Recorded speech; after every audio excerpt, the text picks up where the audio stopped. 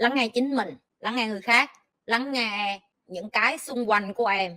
Lắng nghe nó cũng đòi hỏi một kỹ năng đó là tinh tế nữa.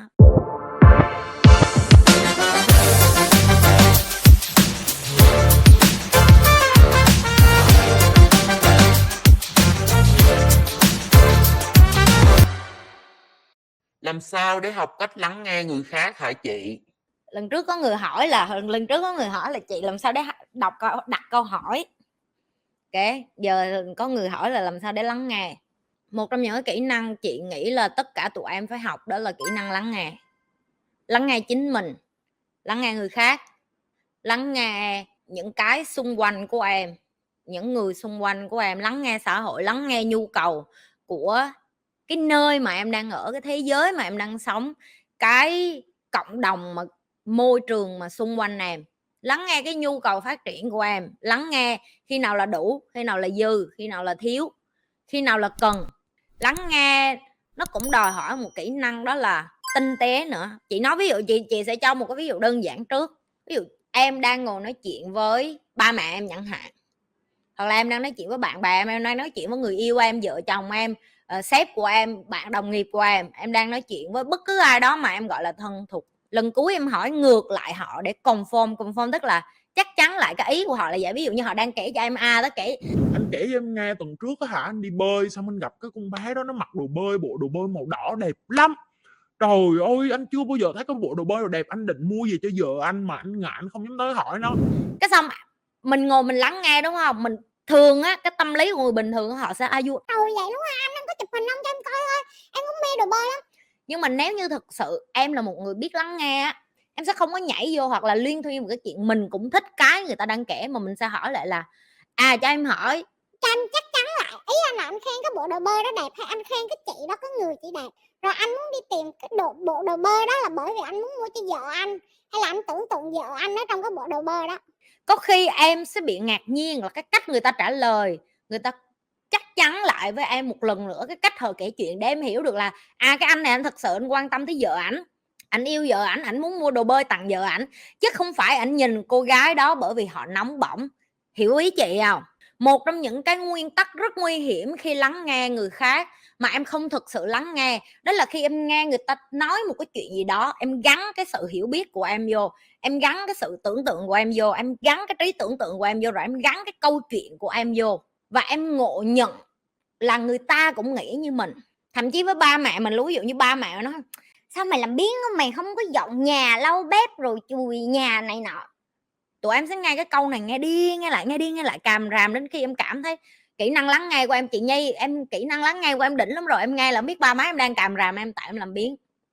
Có bao giờ em hỏi ngược lại là cái mục đích của mẹ muốn con dọn nhà để làm cái gì? Cái mục đích của mẹ muốn con chùi rửa cái bếp để làm gì? Cái mục đích của mẹ muốn con làm cái này để làm gì? Tại vì khi mà bạn hỏi một cái câu ngược lại, có khi cái câu trả lời là bất ngờ, có thể mẹ bạn muốn bạn làm điều đó chỉ bởi vì đơn giản hồi nhỏ họ có một cái hệ thống niềm tin gì đó mà họ tin và họ cho là đúng. Khi mà bạn học lắng nghe, thứ nhất bạn học cách đặt câu hỏi, thứ hai bạn học cách lắng nghe. OK, là một trong những cách làm cho cái kỹ năng giao tiếp của bạn tăng lên, mà như Nhi nói kỹ năng giao tiếp của bạn rất là quan trọng trong tất cả mọi tình huống trong cuộc đời khi bạn đi làm. OK, đi kiếm tiền, OK, thậm chí yêu đương, hẹn hò, thậm chí đi làm gặp sếp luôn. Và thậm chí nó làm cho người khác tăng cái sự tôn trọng bạn lên nữa khi mà họ ngồi nói chuyện với bạn, tại vì họ thấy là cái người này thật sự quan tâm đến cái mình nói chứ không phải là họ chỉ ngồi đó họ nghe thôi. Khi em đã từng bao giờ mà em ngồi em uống cà phê hay em ăn sáng với người nào đó, em nói chuyện á, biết rồi, tức là em biết họ nhưng mà em biết họ không có ở đó, cái đầu họ đang ở đâu. Lần cuối em như vậy là như thế nào? Rất là nhiều lần, đúng không? Thì cái mà chị muốn nhấn mạnh đó là kỹ năng lắng nghe là một trong những kỹ năng mà cũng rất là phức tạp mà em phải tập và em phải chịu khó. Nó là một cái nhỏ và nó đòi hỏi em phải tập mỗi ngày, lắng nghe từng người một, thậm chí bác quét rác, thậm chí cô lau công, thậm chí một người nào đó trên đường. OK, khi họ nói cái gì đó em chậm lại vài giây để mà em chắc chắn lại với họ, em hỏi ngược lại: có phải là ý của chú là vậy hông? Có phải câu chuyện của chú là vậy hông? Có phải cái ý mà cô muốn nói chuyện với con là vậy hông? Có phải là ý của sếp là vậy hông? Có phải là ý của bạn là vậy hông? Tất cả những cái đó là gọi là kỹ năng lắng nghe. OK, đặt ngược câu hỏi lại, sau đó lắng nghe họ một cách chi tiết hơn. OK, chắc chắn là cuộc đời của em nó sẽ nhẹ nhàng hơn nhiều lắm từ khi những cái kỹ năng này em tăng lên. Được chưa? Chị ơi, cho em hỏi chấp nhận bản thân có phải Viết sai chính tả nữa. Trời đất ơi. Choáng cứu đi. Tôi đi khỏi Việt Nam rất lâu rồi mà tôi viết nó còn không sai chính tả bằng mấy người. Trời ơi, má dút đổ mồ hôi mắt. Đọc cái mà ứa nước mắt. Alo. Các bạn đề nghị viết cái đúng chính tả lại giùm cái nghe. chấp nhận bản thân có phải là việc chấp nhận mình đôi khi không muốn tiếp xúc với người để học hỏi phát triển bản thân, hay đó là thái độ ích kỷ vậy chị? Cái đây Nè, chấp nhận bản thân tức là em hiểu được cái giới hạn của em tới đâu. Ví dụ ngày mai chị nói với em á, mày lên trên máy bay xong rồi mày nhảy bung dù đi, thì mình chấp nhận bản thân em chưa có học cái kỹ năng đó, em không nhảy đâu. Chị Nhi em điên hả, em nhảy em chết làm sao? Đó gọi là chấp nhận bản thân. Chứ không phải chấp nhận bản thân là chị Nhi em chấp nhận là em lười, em sẽ tiếp tục ngồi và coi YouTube, ok, ăn bánh tráng trộn, uống trà sữa và chấp nhận là mình dốt, mình mập, mình xấu và để cho xã hội ruồng bỏ. Đó là nạn nhân, đó không phải là chấp nhận. Chấp nhận là mình không tiếp xúc với người khác, mình không muốn học, mình không muốn phát triển bản thân chị Nhi nè. Không, đó gọi là làm biếng thì trời đất ơi. Và rất là nhiều mấy các bạn trẻ bây giờ á, đem cái lập luận với cái lý luận này lại đây để nói chuyện với chị Nhi. Rất là nhiều bạn, tại vì họ kêu là chị biểu em học chấp nhận bản thân mà chị biểu em học chấp nhận bản thân, đó là chấp nhận là em không có kiến thức để cho em học, để em lên một cái tầng kiến thức để em hỗ trợ cho cuộc đời của em, chứ không phải là chấp nhận là em không có kiến thức cho nên thôi em dốt luôn chị nè, học chi cho mệt.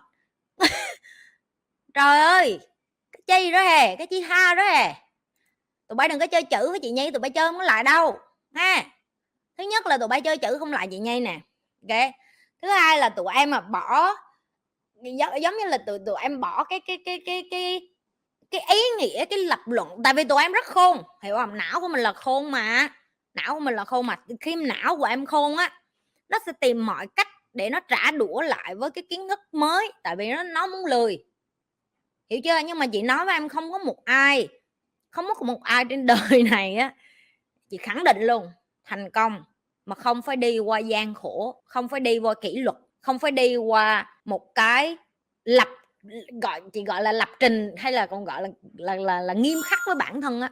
Tụi em có thể nói không, chỉ có những người nghệ sĩ này kia nào họ nổi tiếng, nhưng không em, họ cũng đam mê hát, họ phải hát một bài hát rất nhiều lần, họ cũng phải bầm dập, họ phải đi hết chỗ này chỗ kia, họ thể hiện tài năng của họ. Đó cũng là một cái routine, một cái lộ trình mà họ lặp đi lặp lại, ok.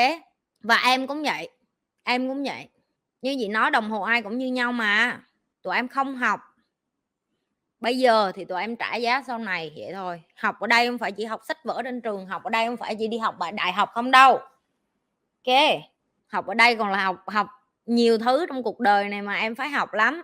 Đừng có quên là like, share và subscribe cái kênh của Nhi. Nếu các bạn coi hết video của Nhi và thích những cái điều Nhi đang làm, tiếp tục lan tỏa cho những người khác.